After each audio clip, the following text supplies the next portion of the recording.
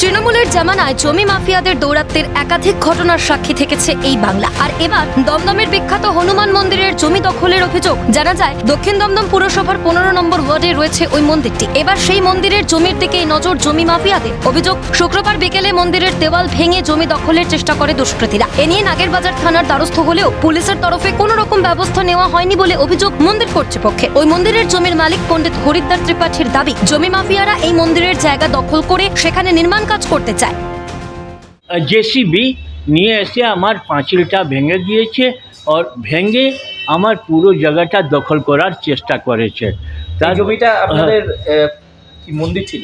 হ্যাঁ, এই মন্দিরের জায়গা আছে, টোটাল ভগবানের জায়গা আছে। আমরা অনেক দিন থেকে এখানে আছি। কত বিঘা জমি এটা? এই 6 বিঘা জমি আছে। এই মন্দিরের জমি এবার দখল করার জন্য? হ্যাঁ, এর মানে কি এর অনেক দিন থেকে চোখ ছিল, তো 98 মধ্যেই এই ঢুকে গেছে। আর তারপরে থেকে সেদিন থেকে আমি কেসটা চালু করেছি, যেটা আজ পর্যন্ত চলছে। হ্যাঁ, পুলিশকে ফোন করা হয়েছে। পুলিশ বললো কি দেখুন, এটা তো সিভিল ম্যাটার আছে, এর মধ্যে আমরা কি করে কোন থানা? নাগেরবাজার। কি করেছে? পাঁচিল কখন ভাঙলো? ঠিক 4টার সময়। 4টার সময়? হ্যাঁ, ওই 4:45-4টার সময়। নর্থ পয়েন্ট স্কুলের যিনি ম্যাডাম আর কি, সাজিদ কুষ্টির ওয়াইফ, উনি এবং 8-10 জন দাঁড়িয়ে এই পাঁচিলটা ভেঙে দিচ্ছে। এবার আমরা গিয়ে সেই সময় ওনাকে জিজ্ঞেস করি, এবার উনি সেভাবে শুনতে যায় না, ওনারা কাজটা করেই ফেলেন অলরেডি।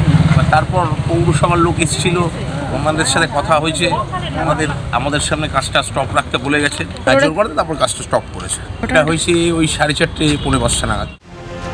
এখানেই প্রশ্ন উঠছে যে প্রকাশ্যে কি করে জমি দখলের চেষ্টা করতে পারে দুষ্কৃতীরা? পুলিশ প্রশাসনের নিষ্ক্রিয়তার জন্যই কি রাজ্যে জমি মাফিয়াদের দৌরাত্ম্য উত্তরোত্তর বাড়ছে? প্রশ্ন ওয়াকিবহাল মহলের। শান্তনু সাহার রিপোর্ট, ক্যালকাটা নিউজ।